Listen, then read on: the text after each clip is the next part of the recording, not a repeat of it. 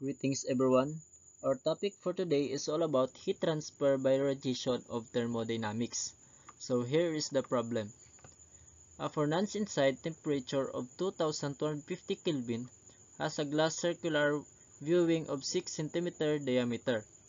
If the transmissivity of glass of 0.08, make calculation for the heat loss from the glass window due to the radiation.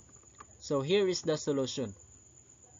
The radiation heat loss from the glass window is given by Q is equals to sigma B times area times the temperature times the tau, where tau is the transmissivity of glass, which is Q is equals to 5.67 times 10 raised to negative 8 times the area, which is the pi over 4 times the d squared, which is the diameter of 0.06 times the temperature of 2250 Kelvin times the 0.08, which is the tau.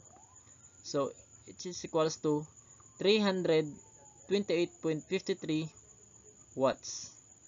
And that's all for today's video. Thank you.